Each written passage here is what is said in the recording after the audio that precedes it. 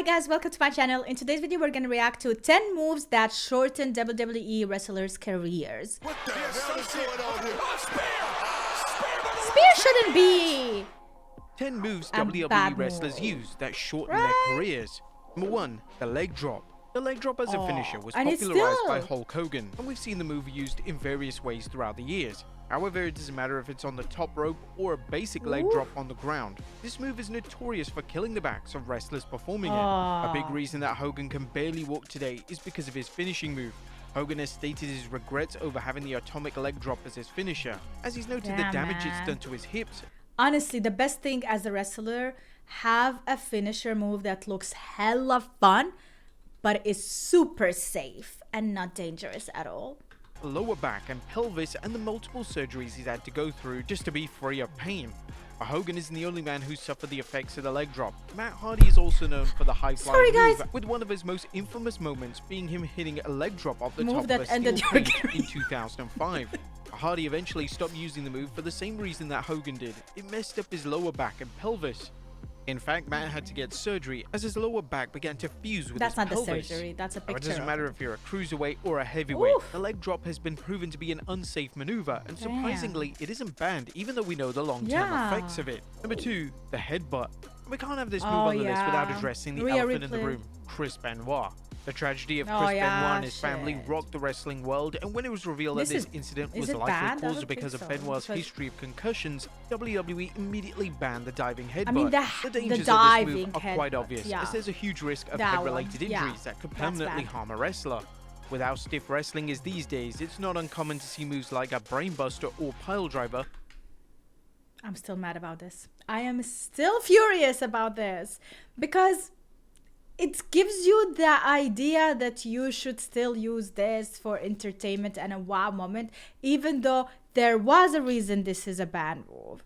When you take into account the amount of house shows WWE has, moves like the diving headbutt become extremely dangerous for the performer who consistently uses this high-risk maneuver. However, it isn't just a flying headbutt that's dangerous. Katsuyori Shibata came close to retirement following his Genesis match against Kazuchika Okada after his headbutt cracked his skull. The AEW star discovered that he had a subdural hematoma, which many didn't think he would ever recover from. The headbutt isn't used regularly these days, and for good reason. It's a self-inflicted move that could go wrong in more ways than one. Number 3, the dive to the outside. Now this one's in the name, so it's not surprising that this risky move has more impact on the performer. When the dive connects, it usually is safe and painless, as part of the move requires the opponent to catch the wrestler doing it, but performing the move is the real trick. Lita almost broke her neck in her infamous main event match against Trish Stratus in 2004. There have been plenty of other examples when superstars have either undershot the dive, resulting in the wrestler's head and neck hitting the floor first. Or a wrestler can overshoot the dive and unexpectedly crash into something like a barrier or an announce table. All high-flying moves are risky because wrestlers can't control gravity, but the dive seems like the move that most wrestlers have the hardest time perfecting. Number 4, rack attack, Nikki Bella. Now you would think that a move called the rack attack would be sexy and painless, but it's a big reason that Nikki Bella was forced to retire. The finisher itself was a drop-down neck breaker, which was a cool move that stood out from the rest of the women's roster, but the strain of having someone's entire weight on your shoulders did more harm than good, especially to Nikki's neck. Doing that even once a week sounds hard enough, but what if you had to do it 5 times a week? This is where WWE's hectic schedule came in, as it was a combination of the move and the numerous times she had to use it that caused the disc to push on the spinal cord, which allowed excess fluids into the central nervous system. Nikki got the surgery and changed her finisher when she returned, but the damage was already done. She was forced to retire because of the constant neck injuries that flared up. The rack attack may have been a great finisher for the former WWE Divas champion, but it's doubtful that Nikki would have ever chose that move in the first place if she knew that the damage it would do to her career. Number 5, shooting star press. The shooting star press is one of the prettiest moves ever created. However, as Beyonce once said, pretty hurts. Invented by WWE Hall of Famer Jushin Thunder Liger, the move has gone through several evolutions throughout the decades. For a long time, WWE had a permanent ban on the maneuver because the risk far exceeded the reward. The shooting star press is a move that needs to be perfect. One slight miscalculation can break the performer's neck or even crush a rib. From Billy Kidman's spectacular shooting star press fail to Steven Regal on Nitro.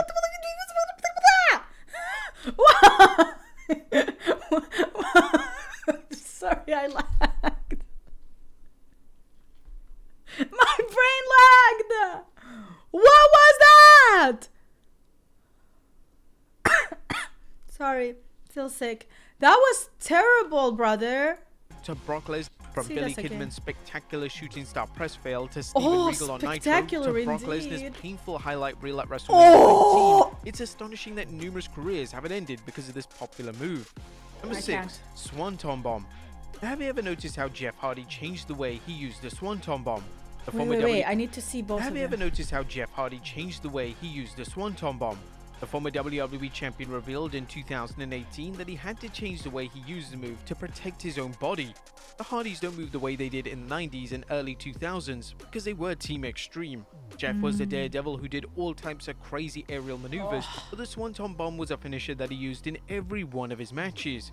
However, that move took its toll on his lower back, and it's a big reason why he limps around the ring these days. And the thing is, the current version of the Swanton Bomb looks more devastating than the ones he hit during the Attitude Era, so it's definitely for the best that Jeff Hardy puts all his weight onto his opponent. Okay. There's no doubt that Hardy slowing down is a result of the insane dives he's done throughout his years. Jeff isn't diving off ladders and steel cages every week. Guys like the Hardys are reminded that as fun as it is to watch the high flyer daredevil type wrestler, their career span doesn't last long unless they slow down their risk-taking moveset. Number 7, Missile Dropkick. Now it's interesting how the simplest move in professional wrestling turned out to be one of the most dangerous. This the one, dropkick is a move that almost every Really? wrestler They still use it? The move itself isn't particularly devastating to the receiver, however, just like the leg drop, this can have long-term effects on the performer's back. The missile dropkick requires someone to jump in the air and land on the mat once it connects with their opponent.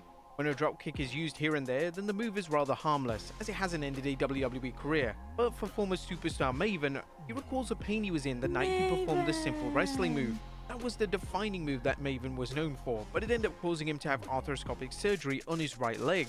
There's nothing hard about performing the dropkick, but gravity is not your best friend, and the long-term effects of the missile dropkick definitely prove that. Number 8, the moonsault. Shawn Michaels broke his ribs with an Asai moonsault at WrestleMania 24. Cody Rhodes suffered a small fracture in his big toe after performing a moonsault from the top of the cage against Wardlow. Bro, you should have come with a warning. Okay. I did not have to see that. That was so disgusting. Oh my god. I'm dying. I am dying right now. Wow. What a video. Sami Zayn's career almost came to a screaming halt when he botched a single springboard moonsault against Kevin Owens at Battleground 2016. The moonsault is used more frequently because the move isn't as complex as a shooting star press. However, it's caused more injuries because of the trajectory of the move is so unpredictable. Again, this is another case of high risk, high reward, but there's also a reason that a moonsault is used regularly by anyone. Kurt Angle is a prime example of this, as the Olympic gold medalist will go down as one of the best wrestlers to ever step in the squared circle. But 2005 Kurt Angle was vastly different from 2018 Kurt Angle, and the moonsault was a good reason for that. Though Kurt was more of a technical wrestler, he wasn't afraid to pop out the moonsault in big matches. The problem was that Kurt was rather inexperienced in using the aerial move. The first time he used it, it resulted in him breaking Bob Harley's arm. The moonsault got better over time in terms of being safer, but there were plenty of notable botches that severely impacted his body. Number 9, the RKO. Have you ever noticed the change in the RKO? It's very subtle, as Orton used to do the RKO with one arm, but now he does it with two. The change was due to it making it safer for Orton's shoulders and back.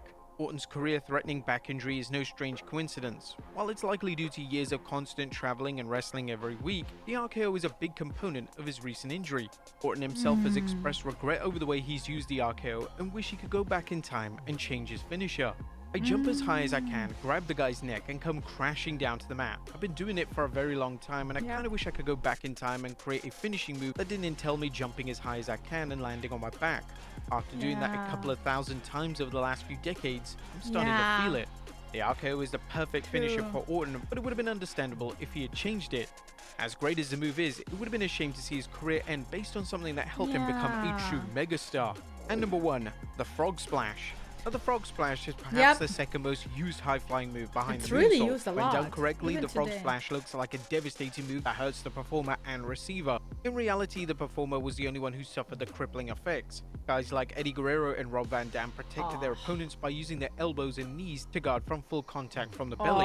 Eddie Guerrero dislocated his left elbow in his very first WWE match because of how awkwardly he used the Frog Splash. Rumors have it that Guerrero's use of the Frog Splash became extremely painful over time, and Eddie's pain painkiller addiction got worse because of it. There's been nothing to confirm that statement, but it Why has did he been not proven have that the something frog on his splash takes legs, a a massive toll hat? on the wrestler's body.